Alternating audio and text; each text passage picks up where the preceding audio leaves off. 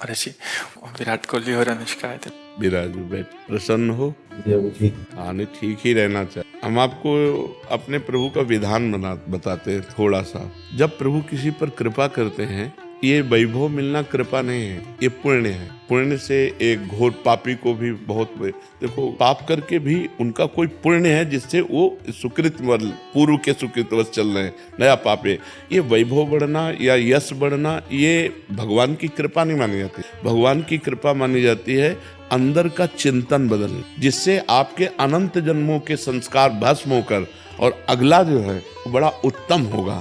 अंदर के चिंतन से होता है, बाहर से कुछ नहीं होता। महत्व अंदर का चिंतन। अच्छा, अंदर का चिंतन हम लोगों का स्वभाव बन गया बहिर्मुखी।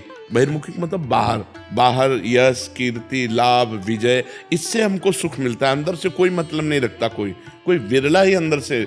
अब क्या होता है, भगवान जब कृपा करते हैं तो संत समागम देते हैं, फिर दूसरी जब कृपा होती है तो विपरीतता देते हैं, और फिर अंदर से एक रास्ता देते हैं, ये मेरा रास्ता है, ये परम शांति का रास्ता है, ये शांति का रास्ता नहीं। भगवान वो रास्ता देते और जीव को अपने पास बुला ले। बिना प्रतिकूलता के संसार का राग नष्ट नहीं होता। किसी को भी वैराग्य होता है तो संसार की प्रतिकूलता देखकर वैराग्य होता है। सब कुछ हमारे अनुकूल है तो हम आनंदित होकर उसका भोग करते हैं। जब हमारे ऊपर प्रतिकूलता आती है तब ठेस पहुंचती है कि इतना झूठा संसार, तो अंदर से भगवान रास्ता देते हैं। ये सही, भगवान बिना प्रतिकूलता के इस संसार को छुड़ाने का कोई भी औषधि नहीं रखी। आज तक जितने बड़े महापुरुष हुए हैं, जिनका जीवन बदला है, उनको प्रतिकूलता का दर्शन करके बदला है। तो कभी प्रतिकूलता आए तो उस समय आनंदित हो कि मेरे ऊपर अब भगवान की कृपा हो रही, कि मुझे सतमार्ग में चलने की प्रेरणा मिल रही। अगर सतमार्ग छूटा हो, ये सब तो एक सेकंड के लिए आप विचार कीजिए। अब अपना सुधार कर अपने जीवन को सत्य में ले आओ, तो अगला जो होगा वो बहुत जोर का हो। चाहे जन्म हो श्रीवान, कुलवान, धनवान, वैभव संपन्न ऐसे, और भक्ति की अनुकूलता, खास बात श्रीवान, धनवान, कुलवान नहीं, खास बात भक्ति की अनुकूलता। अगर इस जन्म में भगवत प्राप्ति नहीं हुई तो भगवान श्री कृष्ण ने गीता में कहा है कि मेरे भक्त का नाश नहीं होता। मैं कुलवान, धनवान, श्रीवानों के कुल में जन्म देता हूँ और फिर पुनः भक्ति का माहौल देता हूँ, और पूर्व का जो भजन छूटा हुआ हो वहीं से उसको। अब बिल्कुल ऐसे ही रहो जैसे रह रहे, बिल्कुल संसारिक बन करके रहो, लेकिन अंदर का चिंतन आपका बदल। अंदर के चिंतन में आपकी यश की भावना न रह जाए, अंदर के चिंतन में आपको धन बढ़ाने की भावना न रह जाए।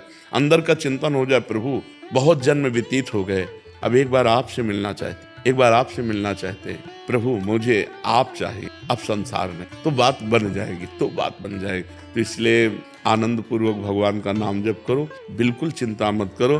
बाबा, क्या नाम जप से हो जाएगा पूरा? ये हम अपने जीवन का अनुभव बताते हैं। सांख्य योग और अष्टांग योग और कर्म योग और भक्ति योग, चारों योगों में प्रवेश रहा है।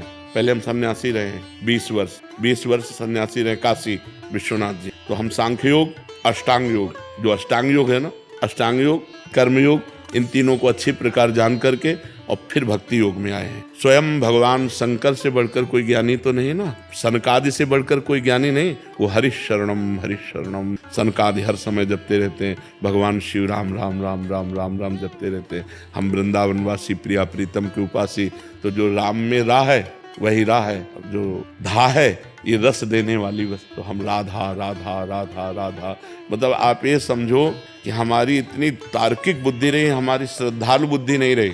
सन्यासी की जो बुद्धि होती है वो तर्क प्रधान होती, कसौटी पर कसने पर।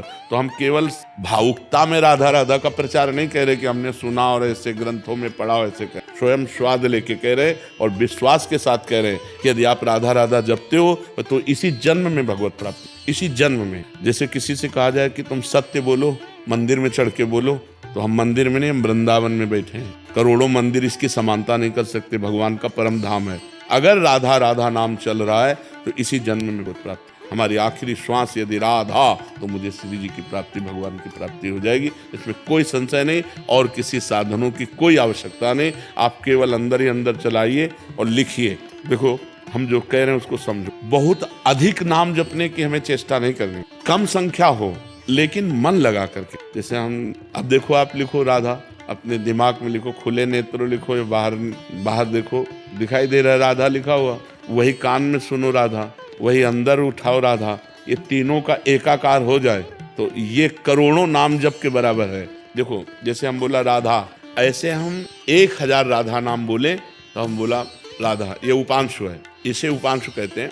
राधा राधा राधा राधा 1000 बार, ये उपांशु। अब ये ऐसे उपांशु हम 10,000 बार जप करें, अंदर देखते हुए बोले राधा, उपांशु 10,000 बार नाम जप करने का फल एक बार मानस, इतना बड़ा फल है ये। राधा चल रहा है, नेत्रों से हम उसे देख रहे हैं, कानों से उसे सुन रहे हैं। आप देखना कि अगर मन भगेगा तो आप लिख नहीं पाओगे राधा, अगर लिख रहे हो तो मन भगेगा नहीं। तो चाहे 10 बार लिखो, 100 बार लिखो, लेकिन एक अभ्यास बनाओ ऐसा कि कुछ समय शांति से स्नान आदि करके बैठ गए और राधा राधा लिख, उसी का चिंतन कर रहे हैं। इसे अपना जीवन बना लो, फिर आप परिणाम में खुद देख लेना। कोई घाटे का सौदा तो है नहीं।